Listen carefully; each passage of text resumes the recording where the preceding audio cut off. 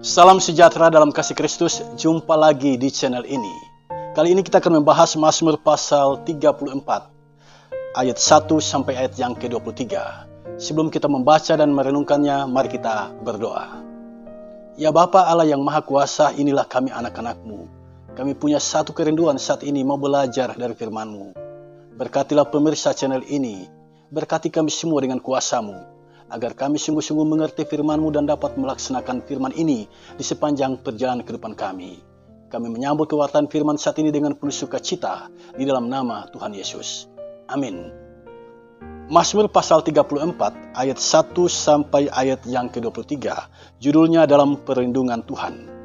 Dari Daud pada waktu ia pura-pura tidak waras pikirannya di depan Abimelek sehingga ia diusir lalu pergi.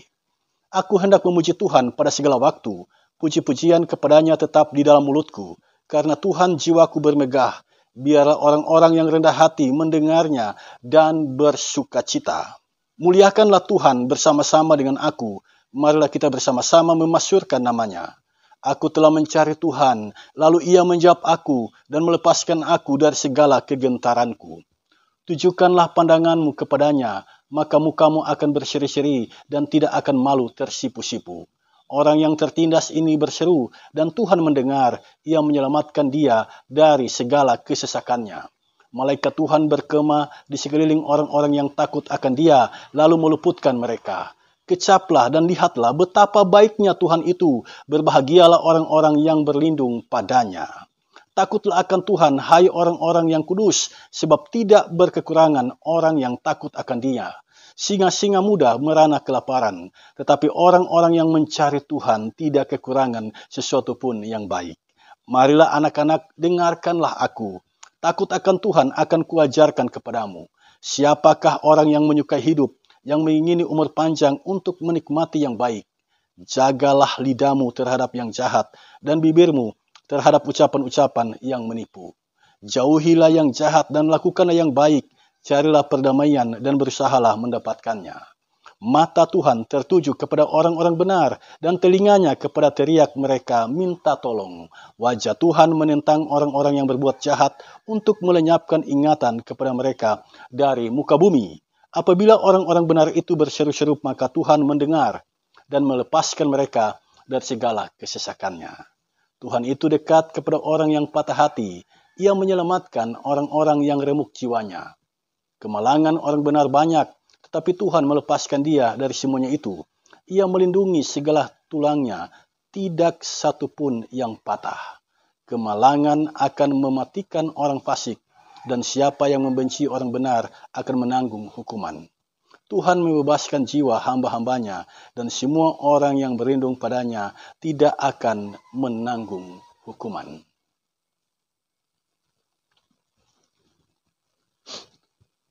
Jemaat yang dikasihi Tuhan, mari kita renungkan bersama Mazmur pasal 34 ayat 1 sampai ayat yang ke-23 ini. Setelah peristiwa, Daud berpura-pura gila di hadapan Raja Akhis di kota Gad. Daud sebagai seorang penyair menulis Mazmur ini. Dan jika kita melihat ayat 2 sampai ayat yang keempat, ini berisi kesaksian Raja Daud, yang mana setiap saat dia memuji Tuhan, dan dia mengajak umat untuk melakukan hal yang sama. Dalam ayat yang kedua, dia mengucapkan kalimat ini, aku hendak memuji Tuhan pada segala waktu. Ini menarik saudara sekalian. Ternyata memuji Tuhan itu tidak mengenal waktu. Daud memuji Tuhan pada segala waktu. Artinya di saat dia punya pergumulan kehidupan, dia memuji Tuhan. Dan di saat dia sedang berada dalam kesenangan hidup, dia memuji Tuhan. Di saat panen dia memuji Tuhan. Di saat masa paceklik, dia juga memuji Tuhan. Di saat dia sedang sakit, dia memuji Tuhan. Di saat dia sehat, dia juga memuji Tuhan. Ini motivasi yang luar biasa bagi kita. Betapa pentingnya dalam hidup ini kita memuji Tuhan. Mengapa? Karena hidup ini ada karena Tuhan. Dia yang menghembuskan nafas itu bagi kita. Dan dalam ayat yang keempat, Daud mengajak kita, mengajak umat Allah untuk bersama-sama memuji Tuhan. Jadi ada pujian secara pribadi, ada juga pujian secara kolektif. Kemudian Daud memberikan kesaksian di sini dalam ayat yang ke-5 sampai ayat yang ke-8. Dia mengemukakan di sini bahwa dia mencari Tuhan. Dia mencari Tuhan. Artinya pikirannya, hatinya benar-benar diarahkan sepenuhnya kepada Tuhan. Nah, di dalam ayat 5 sampai ayat yang ke-8 kita membaca peran Tuhan di dalam kehidupan Daud. Dalam ayat 5, ternyata Tuhan adalah Tuhan yang setia menjawab doa yang disampaikan oleh Daud. Kemudian Tuhan juga melepaskan dia dari segala kegentaran. Jadi yang namanya kecemasan dalam hidup manusia itu adalah sesuatu yang wajar, sesuatu yang alami. Jika kita mendapatkan ancaman, kita pasti cemas. Nah, Daud mengalami itu. Dan dia bersaksi di sini, Tuhan melepaskan dia dari kegentaran itu. Kemudian dalam ayat yang ke-6 disebutkan di sini, Tuhan membuat muka Daud berseri-seri. Nah, bagi yang suka awet muda, yang suka mukanya cerah ceria, ternyata ada satu tips yang disampaikan oleh Daud di sini, yang mana Tuhan itu bisa membuat muka kita berseri-seri. Sebab acap kali muka ini kehilangan keceriaannya, kehilangan keseriannya. Itu karena apa? Karena kita punya pergumulan yang membuat kita gentar. Karena doa kita seolah tidak dijawab oleh Tuhan. Nah, di sini pemazmur bersaksi, ternyata Tuhan itu membuat mukanya berseri-seri dan dia tidak lagi tersipu-sipu malu. Kemudian ayat 7 kembali menegaskan apa yang disampaikan pada ayat yang ke-5, yang mana Tuhan itu adalah Tuhan yang menjawab doa kita. Dan pada ayat yang ke-8, malaikat Tuhan berkemah di sekeliling orang-orang yang takut akan dia. Luar biasa penjagaan Tuhan di dalam kehidupan orang beriman. Dia berjaga-jaga atas keselamatan kita. Lalu tibalah pada apa yang menjadi pernyataan iman dari Daud pada ayat yang ke-9 sampai ayat yang ke-11. Kecaplah dan lihatlah betapa baiknya Tuhan itu. Tuhan itu baik bagi Daud. Itu kesaksian imannya. Dan dia menggunakan kata kecaplah dan lihatlah. Kecaplah sama seperti kita mau menikmati makanan. Jadi soal rasa. Jadi kebaikan Tuhan itu dapat kita rasakan dalam kehidupan. Dapat kita rasakan. Lihatlah, itu berarti menyaksikan. Jadi kebaikan Tuhan itu dapat kita saksikan di dalam kehidupan. Dan Daud mengalami itu. Dia merasakan kebaikan Tuhan. Dia menyaksikan kebaikan Tuhan. Dan itu disebutkannya di sini dalam ayat yang ke-9 sampai ayat yang ke-11. Intinya di sini adalah Daud tidak berkekurangan. Daud berkecukupan di dalam menjalani kehidupan ini. Inilah kebaikan Tuhan di dalam kehidupan Daud. Selanjutnya, mari kita arahkan perhatian kita pada ayat yang ke-12 sampai ayat yang ke-15. Di sini Daud mengajarkan kehidupan yang takut akan Tuhan. Takut akan Tuhan. Nah, seperti apa itu? Kita tahu bersama, takut akan Tuhan berbeda dengan takut menghadapi anjing gila. Takut akan Tuhan berarti seperti kita takut pada orang tua kita.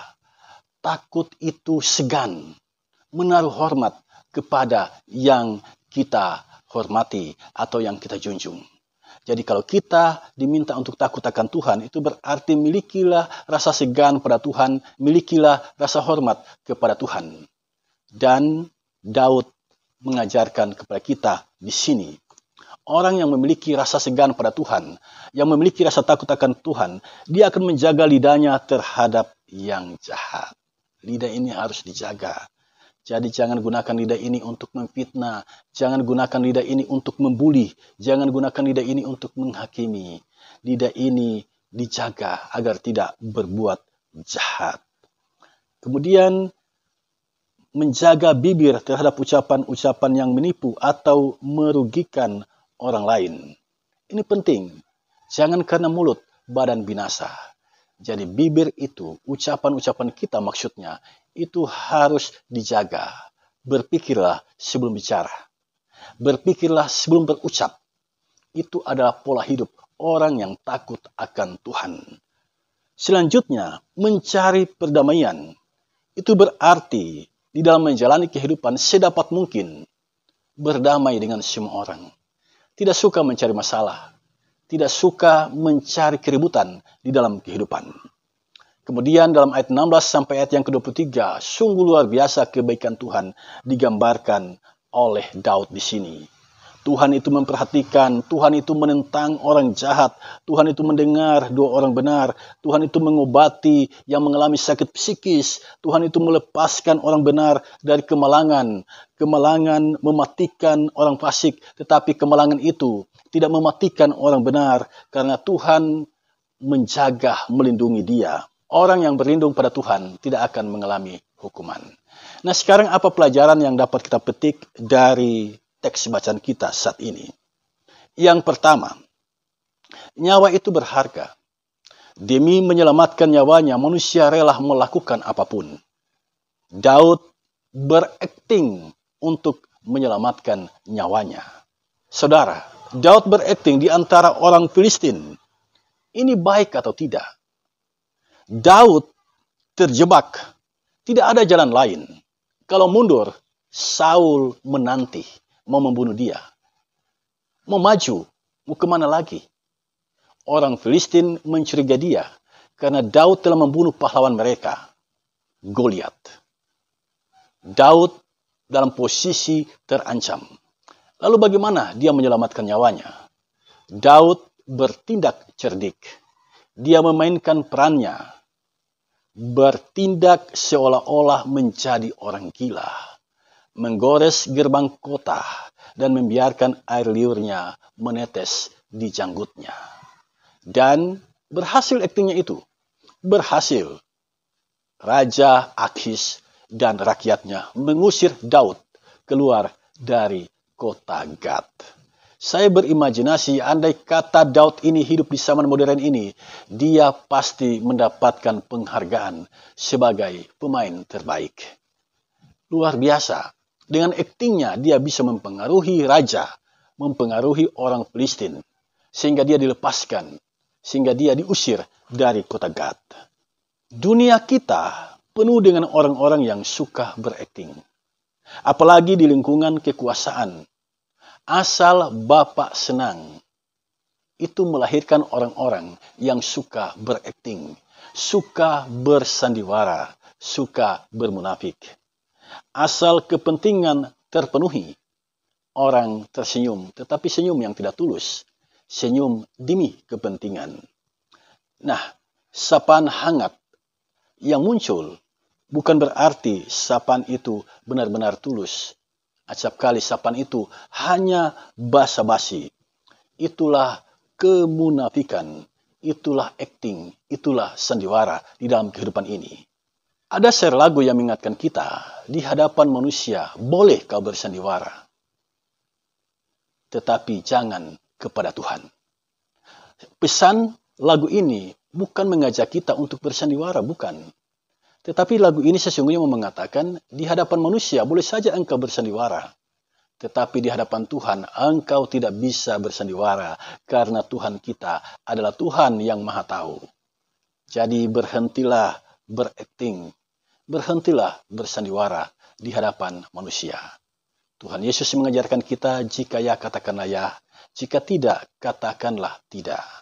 Jika engkau memang tulus memberi, berikanlah. Tetapi jika engkau berat memberinya, jangan diberikan.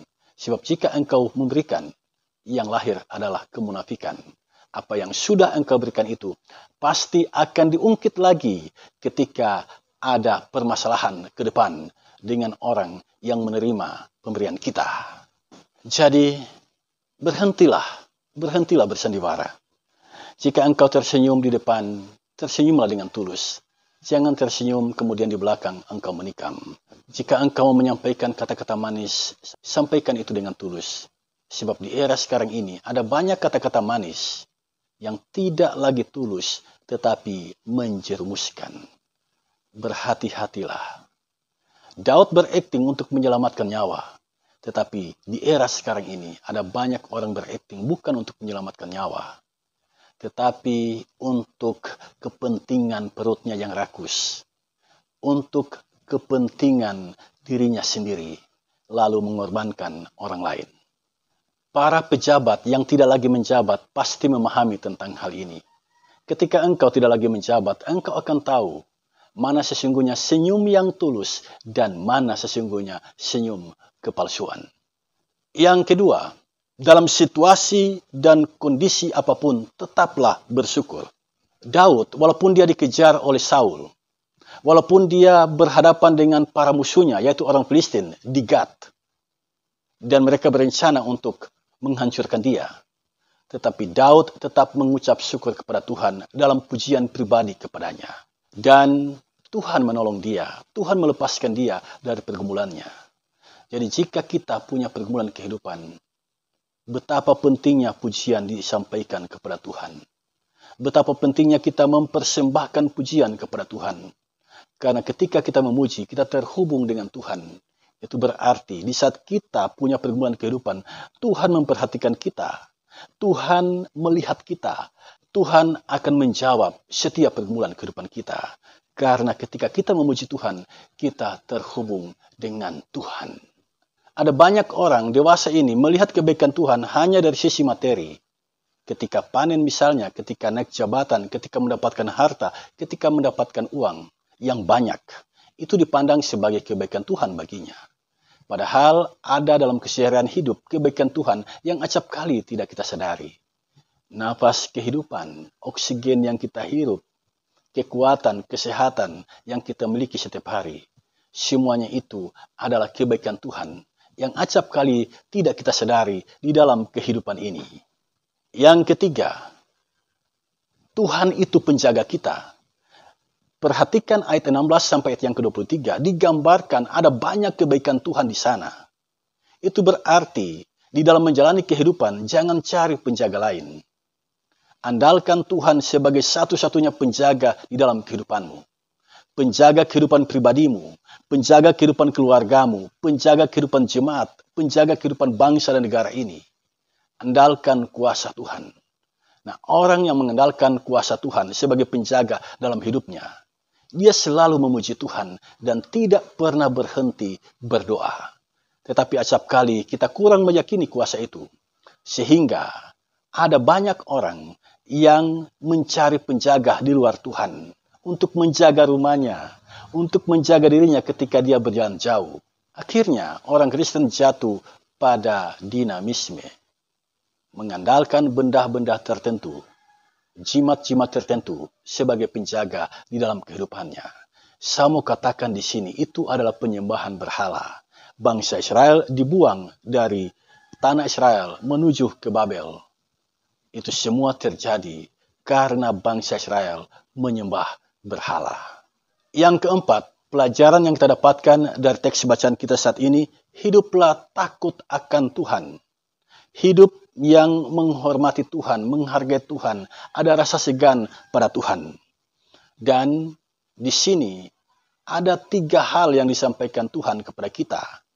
Mengingatkan kita, kalau engkau betul-betul menjalani kehidupan yang takut akan Tuhan, jagalah lidahmu.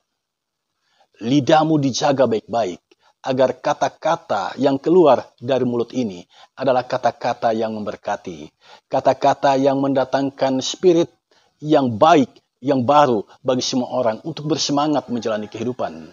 Kata-kata yang menyejukkan, yang membuat orang berani melangkah menghadapi pergumulan kehidupan. Jaga lidahmu, artinya aturlah setiap kata-kata yang kau keluarkan itu memberkati banyak orang. Yang kedua, jauhi perbuatan jahat. Dunia kita semakin tua, ada banyak jenis kejahatan di dunia ini. Tuhan memanggil kita untuk menjauhi kejahatan. Mengapa? Karena Dia adalah Allah yang maha baik dan Dia telah berbuat baik kepada kita. Maka kita dimintanya untuk berlaku sama, berbuat baik dan menjauhi kejahatan. Dan yang ketiga, hiduplah dalam perdamaian dengan semua orang. Mari segera evaluasi diri kita, bagaimana dengan kehidupan rumah tangga kita, bagaimana relasi kita dengan seisi rumah kita, bagaimana relasi kita dengan tetangga kita. Apakah baik-baik saja? Apakah saling bicara satu sama lain? Apakah kita hidup dalam perdamaian dengan mereka? Bagaimana dengan sesama pelayan? Bagaimana dengan sesama warga jemaat? Sesama warga masyarakat? Apakah hubungan kita selama ini baik-baik saja? Apakah kita saling bicara? Apakah tidak ada kepahitan hidup di dalamnya? Orang yang takut akan Tuhan selalu mencari perdamaian dengan semua orang. Jadi firman Tuhan saat ini sesungguhnya mengajak kita semua untuk merasakan dan menyaksikan kebaikan Tuhan. Dan setelah engkau merasakan dan menyaksikan kebaikan Tuhan, engkau dipanggil untuk menjadi pribadi yang baik. Pribadi yang takut akan Tuhan, yang selalu menjaga lidah ini agar mengeluarkan perkataan-perkataan yang menjadi berkat bagi banyak orang. Menjaga diri ini agar tidak berlaku jahat terhadap sesama. Menjaga diri ini agar selalu hidup dalam perdamaian dengan semua orang. Tuhan itu baik. Dan kita dipanggil bertumbuh sebagai pribadi yang baik terhadap sesama kita, terhadap semua orang. Terpujilah Kristus yang empunya firman ini. Tuhan memberkati kita semua. Shalom. Mari kita berdoa. Bapa Surgawi, kami mengucap syukur Engkau telah melawat kami semua dengan kebenaran firman-Mu. Berikanlah kemampuan kepada kami semua, kepada pemirsa channel ini, agar dapat mengingat firman ini dan dapat melaksanakannya di sepanjang perjalanan kehidupan mereka. Di dalam nama Tuhan Yesus kami berdoa. Amin.